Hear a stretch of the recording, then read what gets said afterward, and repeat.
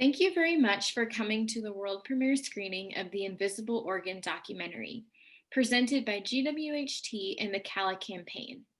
In honor of January as Cervical Cancer Awareness Month, our hope is that today's event will be a catalyst for meaningful conversations about cervical cancer and reproductive health research more broadly. The Invisible Organ presents the intimate journey of the Caloscope technology's development and the unique challenges to innovation posed by reproductive health stigma. Today's film was directed and produced by Andrea Kim, who expanded her 12-minute senior capstone documentary into a 50-minute feature to capture this incredible story as it was unfolding. We would like to thank the Health Humanities Lab, IPVC, and Kickstarter donors for their generous support towards the production of this film. Before we begin, we want to make you aware of two opportunities to further interact with the contents of this film. In 2 weeks, on January 28th at 4 p.m. Eastern Standard Time, we will be hosting a panel event where you can ask questions and discuss the film with specialists in women's health technologies, including members of the film's cast. We hope you can join us for this exciting event. Please RSVP through the link below. We also ask you to stick around after screening at the Zoom link provided below to join an open forum where we can reflect on and discuss our impressions of the Invisible Organ, joined by Andrea Kim and producers. We're eager to hear your thoughts and your immediate reactions to the film. Thank you so much for being here, and we hope you enjoy the film.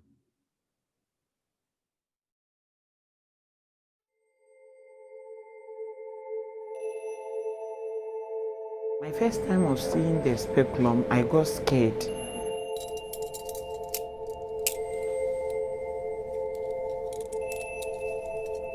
If you actually ask a woman what she's afraid of, she hates the exam. The speculum exam is not the most pleasant thing. Beginning the we am sure. Obi sound say, "Hey, I do where the baba shama yasen."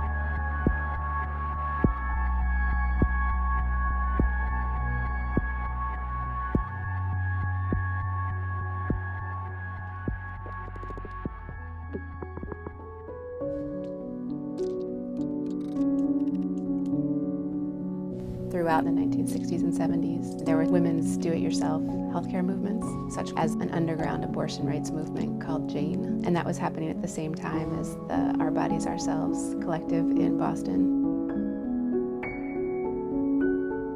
And now, of course, the technology is so advanced that there are all kinds of ways to make a difference in spaces that you never before thought possible. Young people, they're able to imagine a world that doesn't yet exist in incredibly creative ways.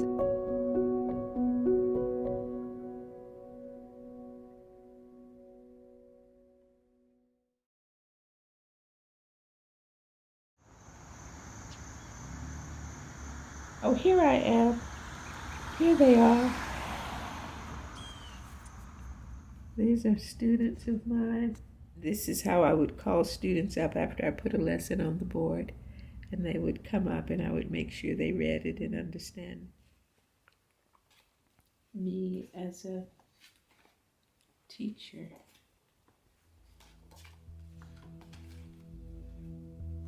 I was diagnosed about 2.5, 3 years ago with cervical cancer, and it was quite serious.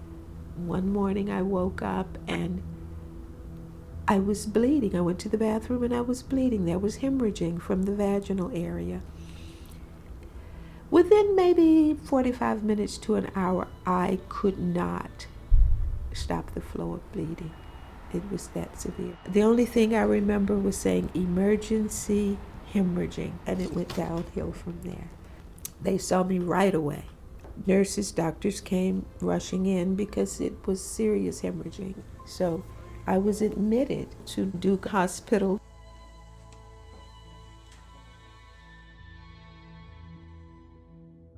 Confusing if it's like by the through stuff, but it's like a tool we want to use to scale this model. I was never interested in engineering. I was interested in music. I was interested in the arts. In my journey in engineering, I just felt completely uninspired. I couldn't hear the notes in the music. I couldn't see what the composition sounded like. And there was a pivotal moment when that changed. I had a number of women's health issues, everything from early stage of cervical cancer to a breast lump to an ovarian cyst, all in the span of a year. And as someone who was very young at the time, I didn't understand the ramifications.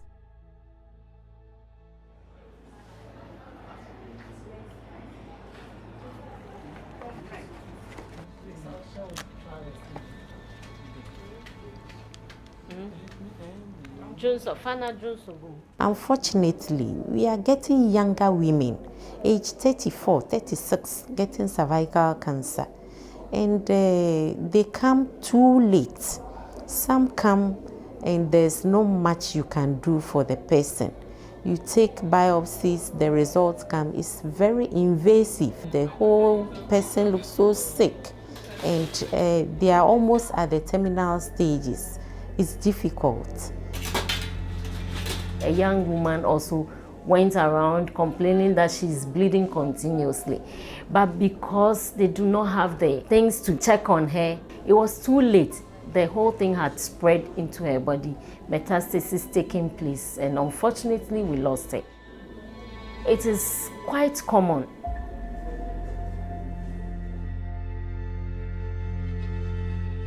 When I got the diagnosis, I was relatively calm outwardly.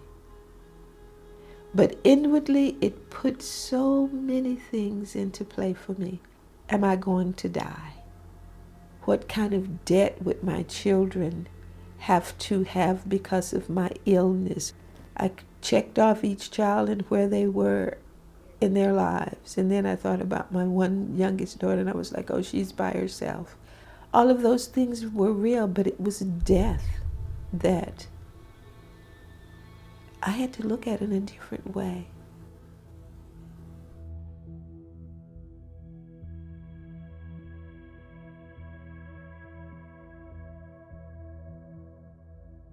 It's supposed to be 5 to 7 minutes. And I'm not gonna apologize, I'm not gonna meander, I'm not gonna do anything. I'm just gonna do it, okay? Ready? Okay. With cervical cancer, for me, I could get the problem taken care of.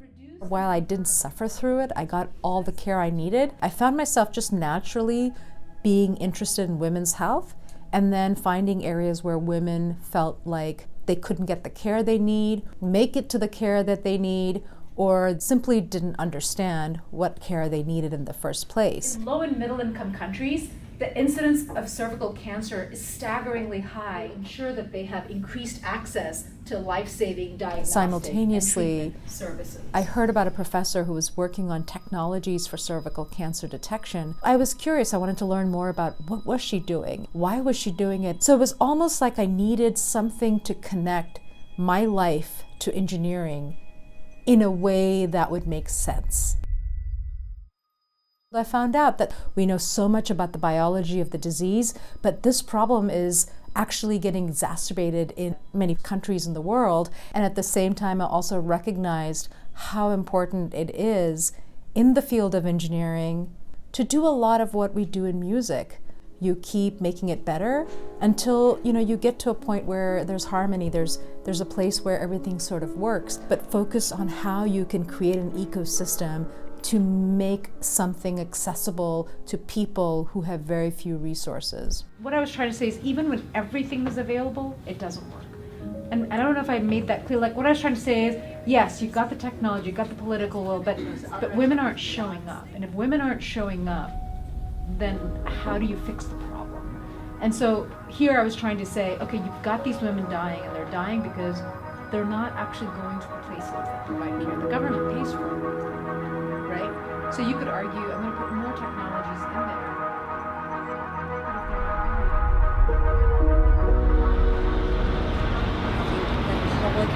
messaging around these cancers matters. Knowing somebody who has had and survived a cancer, I think, makes a huge difference for a woman who's faced with a new cancer herself. That's why things like support groups of women who have similar types of cancers can be so helpful, because they really help women to know that it's something you can live with and something you can move beyond. And without that public health messaging, without that support network, it can seem like a death sentence.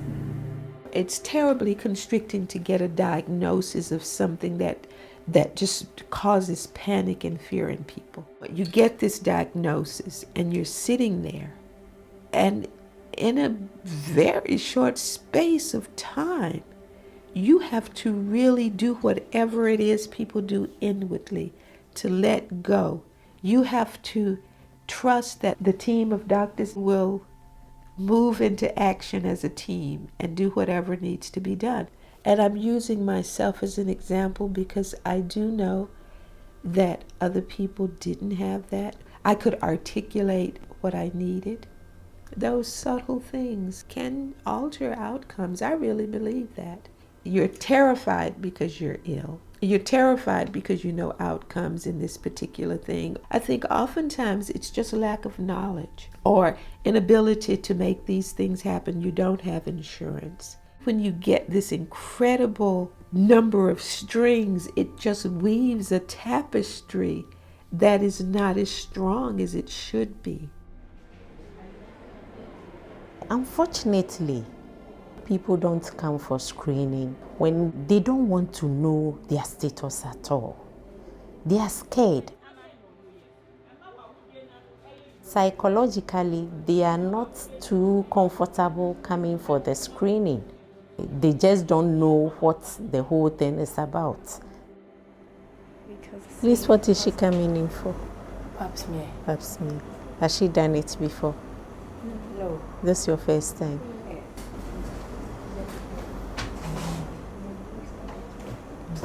Before you have access to the service, you have to perform an examination and introduce an instrument into the woman. Many women are uncomfortable with this, and so they would rather not come forward for the screening. People say that it is painful. People say that it is so much of a discomfort, and some people simply will shy away because it involves an intimate part of their body. Ah, you are going to stretch mine. Relax, relax. When we lose one woman, it goes a long way. A whole lot of things go wrong because women are the pillar of the house. When you really can't do anything for yourself, really, it's not like, oh, I don't want to do. When you can't physically make yourself a cup of tea, when the phone is right there and it rings and you just don't have the energy. Imagine someone who is at home by themselves and they don't have anyone to help them. So yes, you do notice people more in constricted situations, how that weighs on top of a major illness.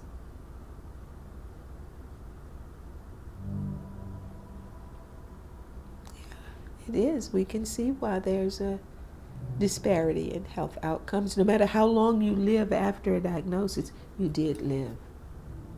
You did live. That's what I keep telling myself. You did live. The problem is there's a disparity. Why is there a disparity? Because women aren't showing up, even when care is available. And so and what is the outcome? Okay, so that's the first module. What would be the second module? Well, how are you going to get them to believe you that putting women in front is going to do it? How do you get people to show up for cervical cancer screening if half the time they don't even know what cervical cancer is? So they don't even know why they're coming in to get checked, except they know that it's going to be an unpleasant experience. And so why should people change the way they do things if A, they don't understand why they're doing it, and B, they don't like the way the procedure is done. One is just time and money to get the screening done. You have to take time out of your day. In the US, maybe you have to take a few hours out of your workday to go get screened. But in areas like Lima, it takes a woman at least a full day, and she may have to take up to 8 bus rides in order to get screened. And so that's a huge time sink. That woman has to think about childcare, think about loss of wages. There are so many things that go into getting screened because of the proximity to the women and the screening clinics. Just like many other developing countries, cervical cancer is common in Ghana. Even at our level of development, there is a maldistribution of these staffs. The total number of regions in Ghana is 16, and yet only 2 regions have more than 50% of the total number of doctors. In certain areas, in the rural areas, make it difficult for women to go and get screened because some religion do not support a man screening women. If you go to the clinic and if they don't have a cervical cancer screening center or facility, then you don't have access to getting screened.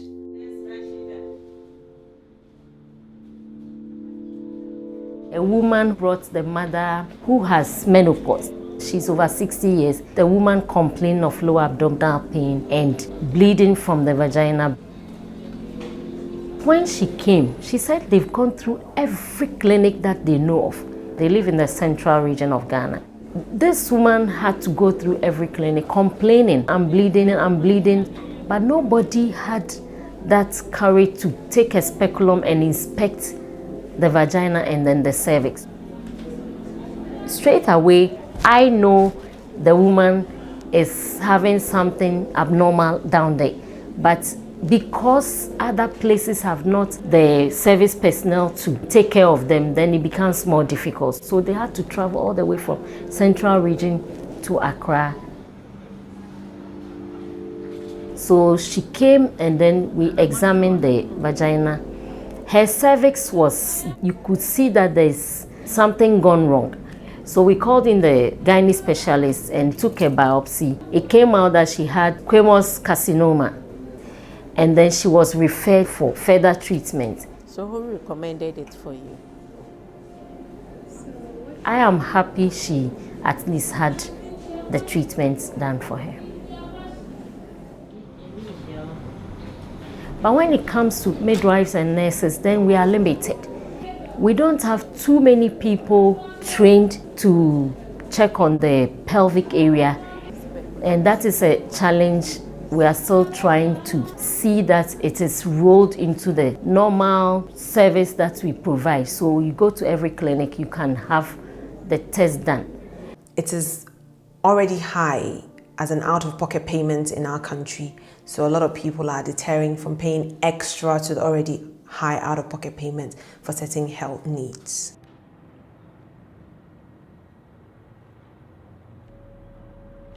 I got accepted into medical school in Ghana, which had been my dream for a really long time. But then I got a scholarship to University of Rochester. And I didn't know whether to go to medical school or come to Rochester. I had never been to the US. I didn't really know much about it. But then I came to realize the array of medical technologies that existed, and that we didn't even have a lot of these in Ghana was really mind-blowing to me. So if I did biomedical engineering, I could really develop tools that could help to bridge these technology gaps in healthcare. Early on, we were just trying to get the optics so that they could capture as good of images for the clinical user, so as good as the standard care, like the very expensive, like $10,000, $20,000 machine. The colposcope is a camera and a microscope that allows you to look at a woman's cervix through a speculum. I was in my colleague's office, and he happened to have this tampon-shaped camera that he had just purchased from Taiwan. Well, they make these spy pen cameras, the really teeny tiny cameras inside, and she was like, I wonder if you could put this inside like a tampon applicator and basically image like that. So I asked my student Chris, I said, can you develop this? And he's a brilliant engineer and said, yeah, I can do all of this. Started ordering cameras and just thinking about like, okay, so now we get it in there, like how do we like get light?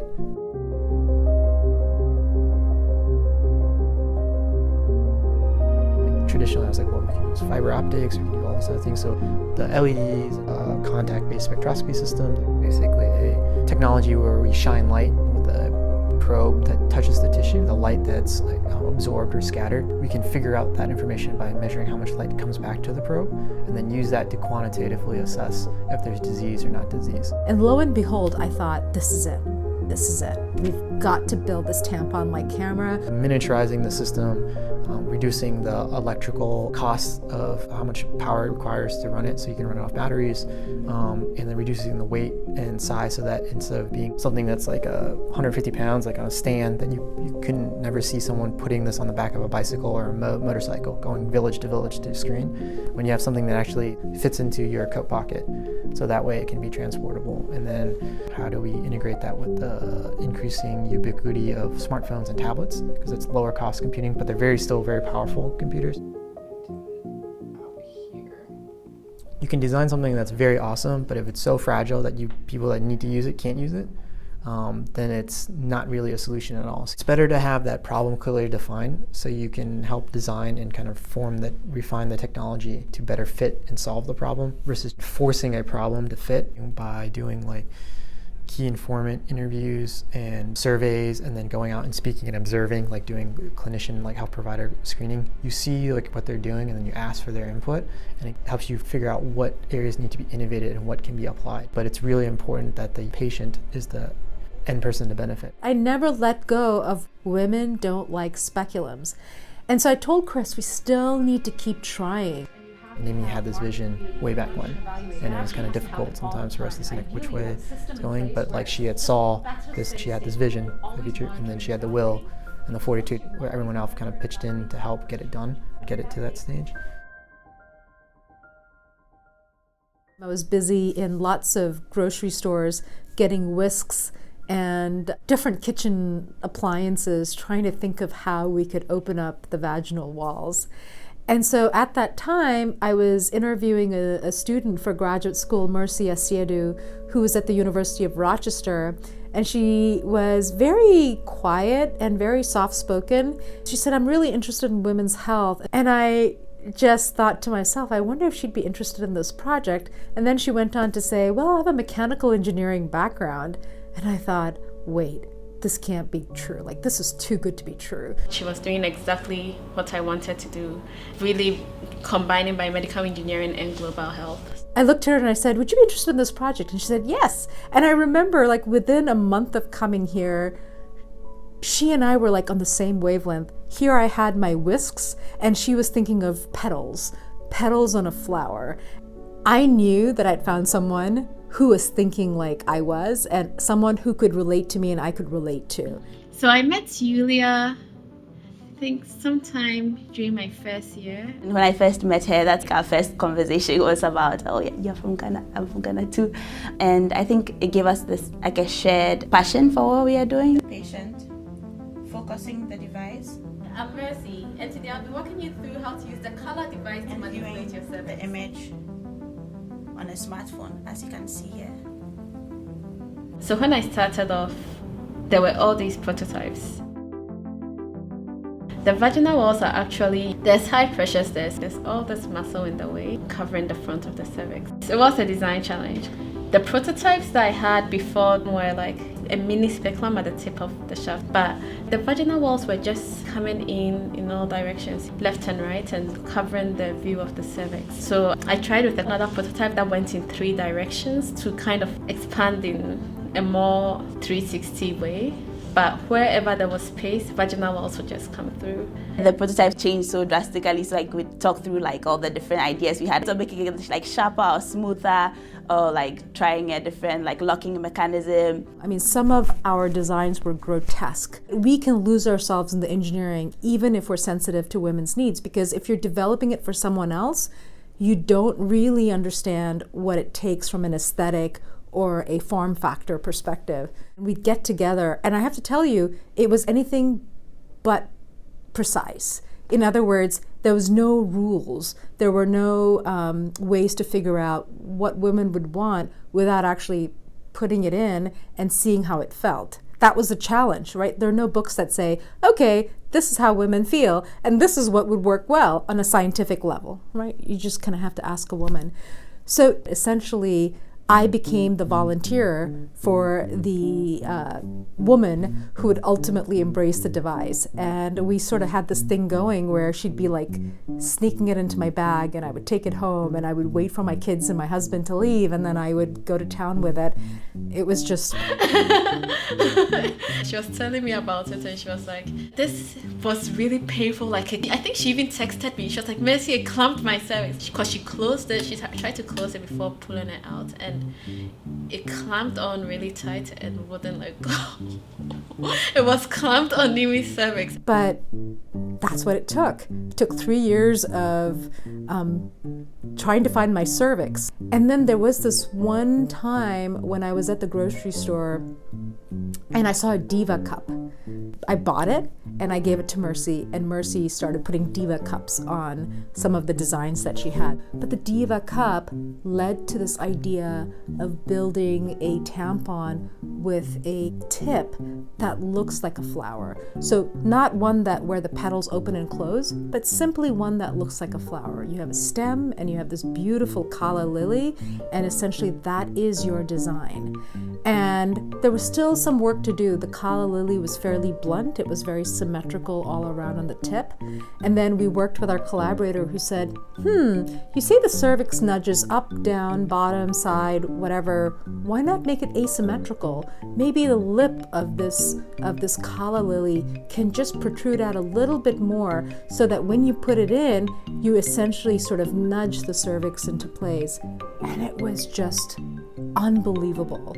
I remember the day when that final design was made by Mercy and I took it home and I tried it. The cervix just popped into place. It was like there was nowhere else for it to go, and no matter how many times I tried, it just kept popping into place. I was like, no, this can't be happening. And then I started questioning myself, is this really the cervix? I started doubting everything I knew about the cervix, and of course it was the cervix. I was just screaming. I was like, I saw my cervix, I saw my cervix. I didn't know who to tell. It was like a Eureka moment, like I discovered something really fabulous, like it felt so euphoric, and I needed someone on the outside to tell me that I'd actually found my cervix. I couldn't with confidence know that I had done something, I had discovered something that I'd never seen before myself.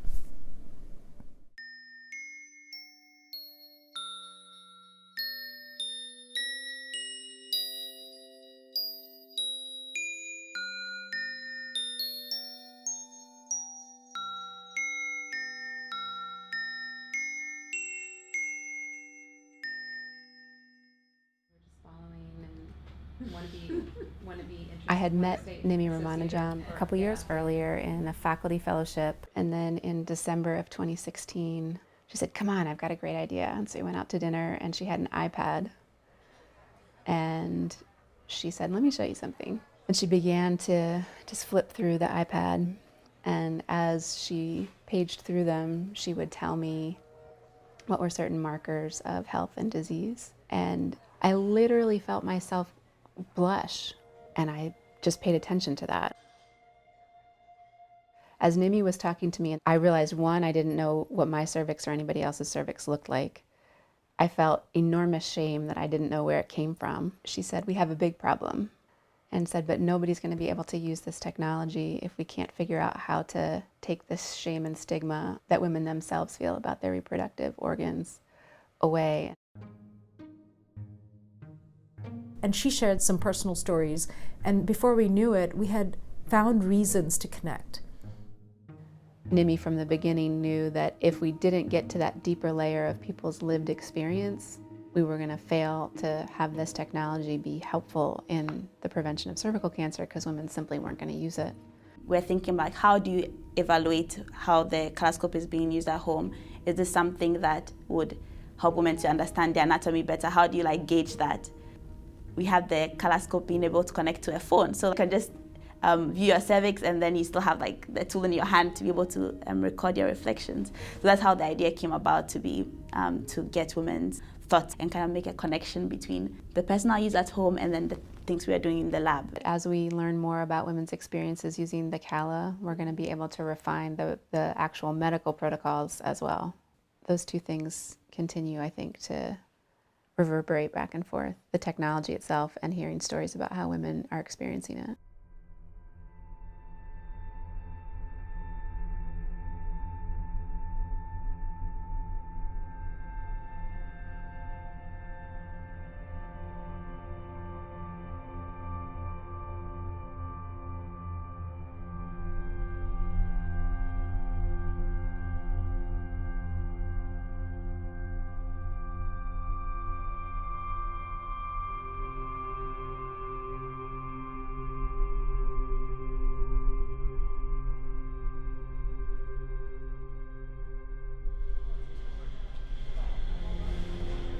Development of cancer is kind of like a continuum, and if it's caught early on in that continuum, it can be prevented. So as a clinician treating cervical cancer, sometimes I have pause, because every time I see a woman who comes in with cervical cancer, I think, gosh, this could have been prevented or detected at a very earlier stage. Access to HPV vaccination and cervical cancer screening really varies by region. Even in the United States, where the vaccine is readily available, utilization of it really, really varies. So there's parts of the country where there's very low vaccination rates, and then parts of the country where there's high vaccination rates. And then in lower resource environments globally, there's definitely lack of access, both to the vaccine and to the screening tests. This is a unique piece in that it's supposed to represent the three important stages in this artist. Her grandmother's passed away from ovarian cancer.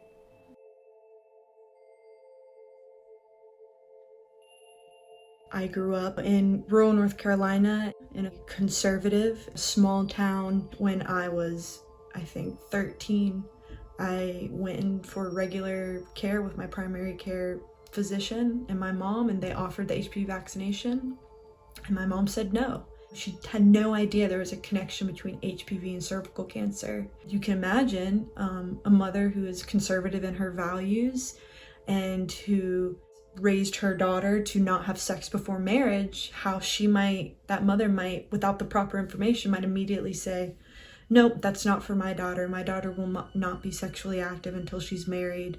She doesn't need that vaccine. Health education is a tricky topic.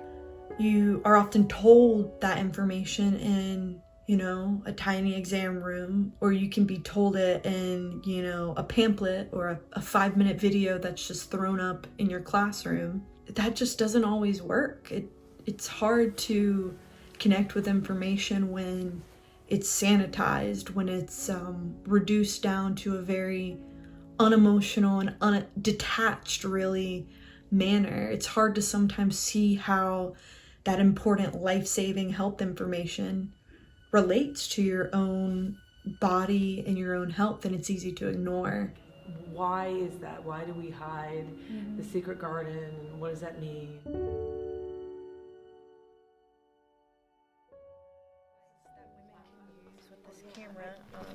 Attached to an mHealth application, but to explore their own reproductive anatomy. And we are starting with this as an empowerment exercise and helping women just become more comfortable with that invisible part of their body. The CALA campaign set out to both provide health information and give women the space to share their experiences about reproductive health in a non-clinical setting, in a way that made sense to them, that they could really connect to. So we're curating an art exhibit that will be in February of 2019, where we hope to inspire art and tell stories in a really powerful and compelling way. Thinking about actually the organs inside of us can be a really beautiful thing. The reproductive system in women is so personal. It really is. I could see how people who don't have a real good understanding of just physiology, they don't feel comfortable. It's how you have your orientation to it. It's how you see its use and purposes. And I don't think we've had an open conversation in this culture around that. I really do not. Those things are kind of still, yeah. And I do think when you talk about illness, it complicates it even more.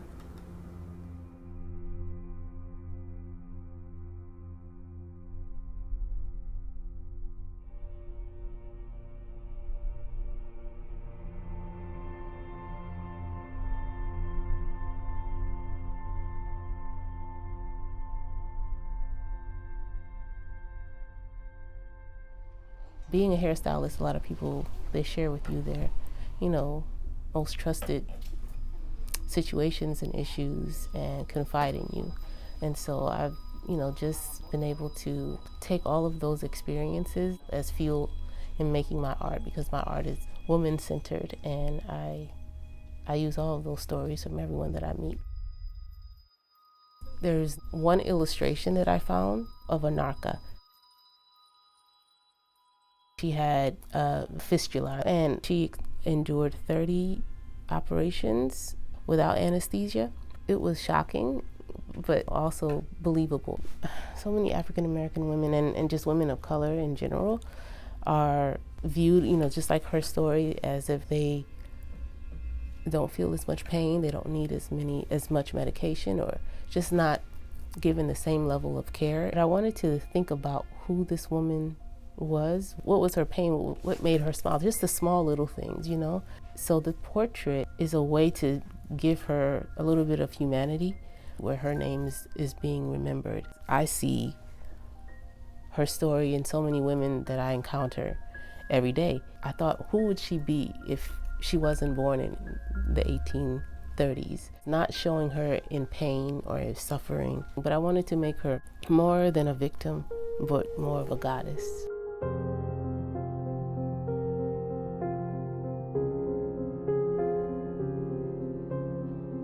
I didn't get the chance to experience being a grown-up in Ghana. I left Ghana medical school, and I think being outside really gave me a bigger appreciation of being Ghanaian.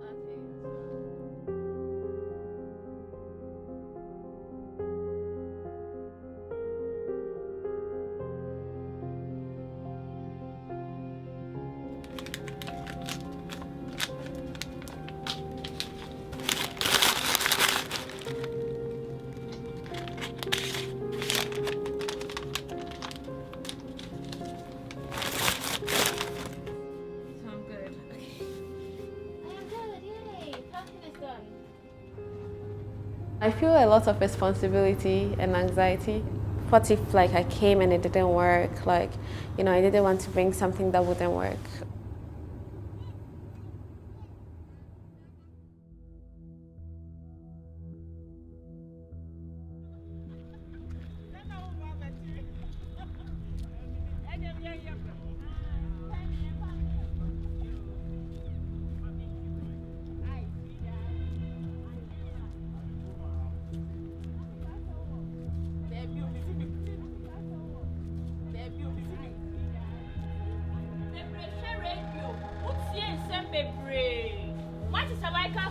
I would say there's a little stigma in there, because one woman can have the disease knowing that she has cervical cancer, but the next 3 people in the family will not know exactly what she's suffering from, because I think people think that when you have such a condition, then you become contagious or you get to infect other people, or some may think it's a curse. So the way we think about things does not allow people to come out openly to talk about it. Because of the communities and our culture, we are careful about how we talk about the sexual aspect. Because once you mention that it is sexually transmitted, the women think cervical cancer is caused by sexual promiscuity. We let them understand you can have just one man in your life and still get cervical cancer.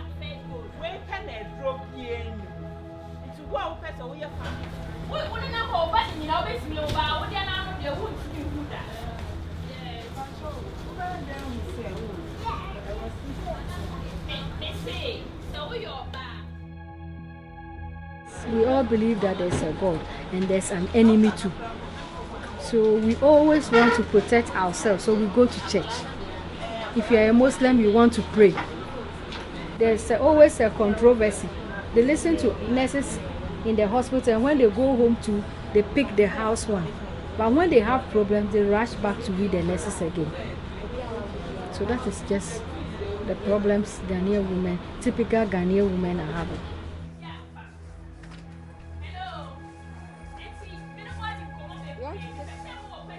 The stories that I heard when I was like a kid growing up in Ghana, that women were saying ideas such as like if you have a infection or something wrong with your vagina, you should like grind up ginger and pepper and stick it up, about like secrecy. I think like my perspective gives me an understanding of a lot of the good that's in our culture and a lot of great wisdom that's passed on through like traditional healing. And I don't think I have like a stigma against the culture. I just have a stigma against things that hurt people. And I think that that's a dichotomy that's very hard to understand if you are foreign to a culture. So I think having grown up in Ghana, I have an understanding of the culture, and that helps me to be part of the conversation about global health and be able to impact in a way that is productive for all involved, I hope.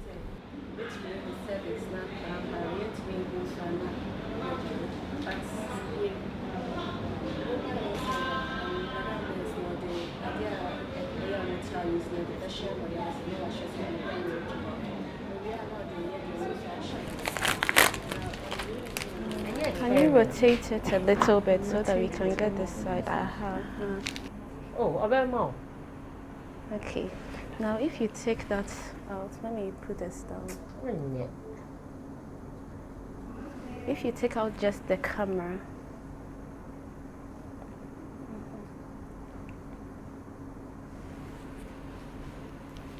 just the camera alone, and then try to dab the acetic acid with this.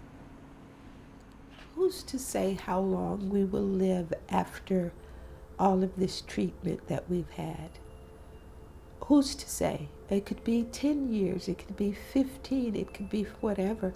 But the fact that we can say there is a disparity between people's outcome means we need to address that and look at it from a practical view of more than just the medication, more than how people feel in these spaces, but that other aspect of healing. You know, how are people being served?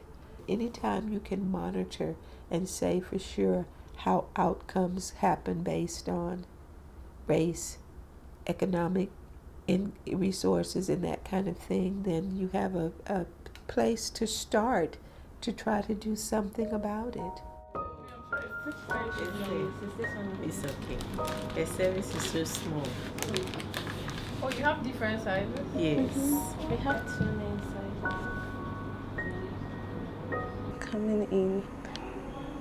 Just do it a little bit more.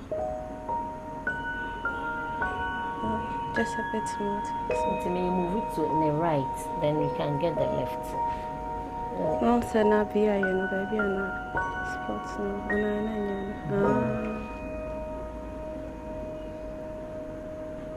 Okay. Yeah. Really? I don't know situation. Now we have to. This is how the cervix is the. Can we rotate it a bit to center? You didn't that one, or you've not applied as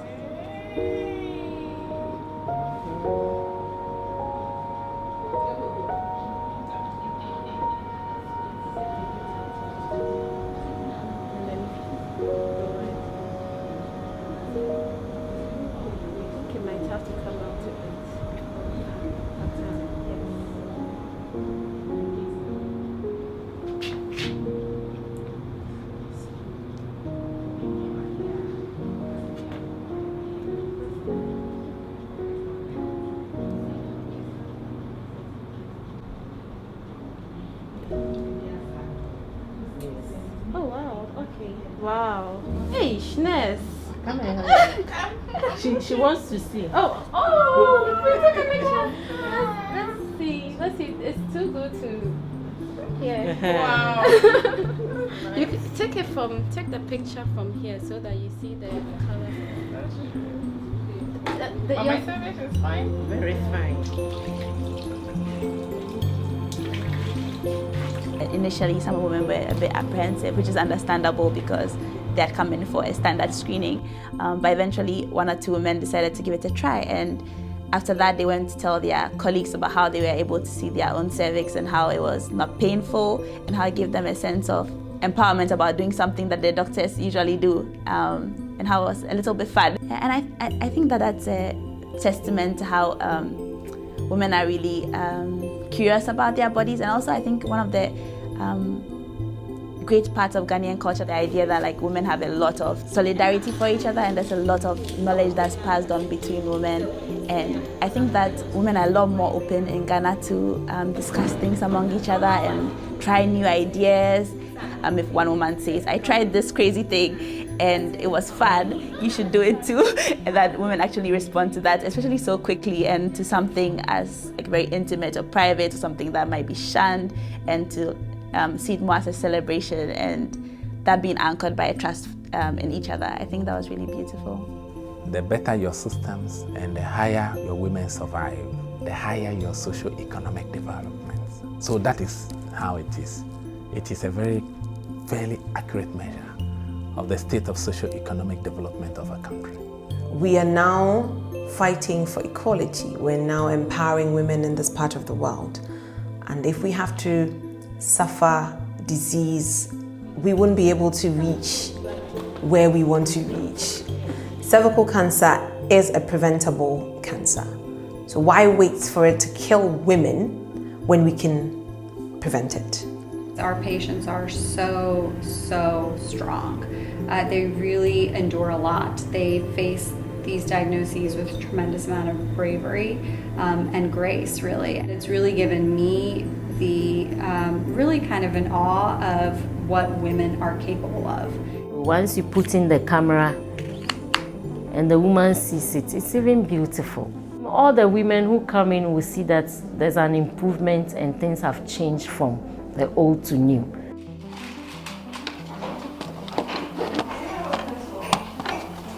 Yeah, right here. You start, you build up, then you sort of have some in-between stuff, and then you build up again. So I'm thinking in terms of music, how to build tension and release.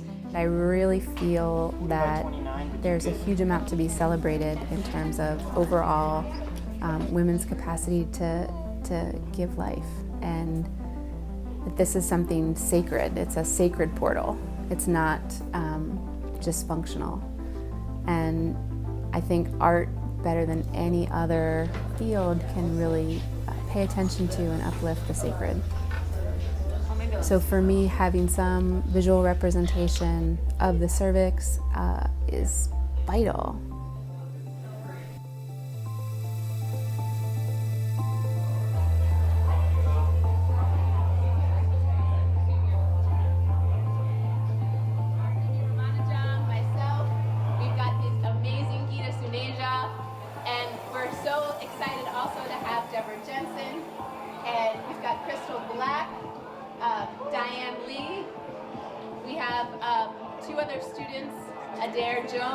And Andrea Kim, who's the fantastic documentarian.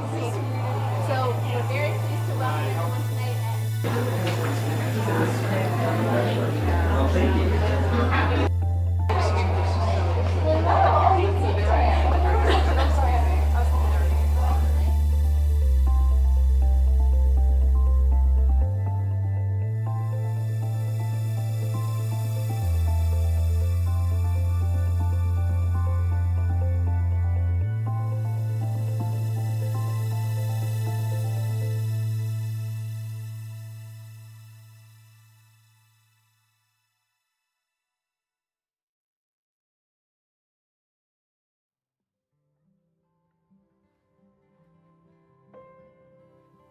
When I started the clinical studies in Ghana, initially I was worried that women would not take up to the colonoscope given the conservative culture we are raised in, but I was proven wrong. During one of the days, a group of women sponsored by their employer to get screened for cervical cancer came to the clinic where I was. I asked them if anyone would participate in our study. They were already kind of concerned and worried about what they were coming to do in the first place, and I only had 2 out of about 15 women sign up. When the first person came and was able to see her cervix, she went out excitedly and told everyone else about how comfortable it was and how she had been able to see it herself without the help of the provider on a screen. When a nurse came in and told me, "Mercy, everyone is so excited and wants to sign up." And that day, I reached full capacity and even had to turn some people away. But it really imprinted something in me, that women do want control over their health, and when given the opportunity to do so, respond in a powerful way. At this point, I would like to invite each and every one of you to join our movement for reproductive health, to destigmatize the cervix and cervical cancer. Talk to your friends and talk to your families, and together, let's make the invisible organ visible. Thank you.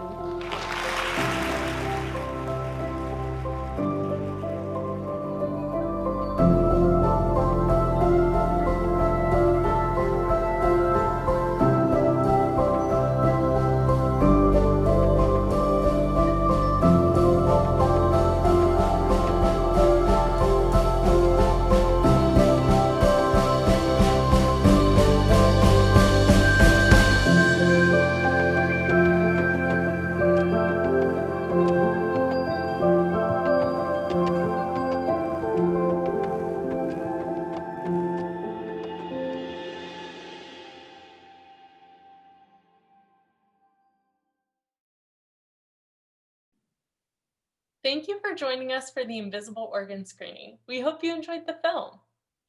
In just a minute, we will be moving to Zoom to continue the conversation and share reflections on the film. You can find the link in the video's description box and in the chat box. We also want to encourage you to join us in 2 weeks on January 28th at 4 p.m. Eastern Standard Time for a panel event where you can ask questions and discuss the film with specialists in women's health technologies, including members of the film's cast. Make sure you RSVP through the link on your screen. You can also find the link in the description box and in the chat. Now, a word from the film's director, Andrea Kim. If you enjoyed the film, please check out www.theinvisibleorgan.com to learn more about how you can host a screening with your organization, start your own projects for health education, or bring the CALA campaign to your university or community group. We are working hard with students nationwide to sustain our activities and share this film with as many people as possible. So we would really appreciate a $5 to $20 donation toward our impact campaign. You can donate by clicking the link on your screen or on our website. Thanks, Andrea. Now please join us on Zoom to continue the conversation. Thank you again for attending the premiere screening of The Invisible Organ.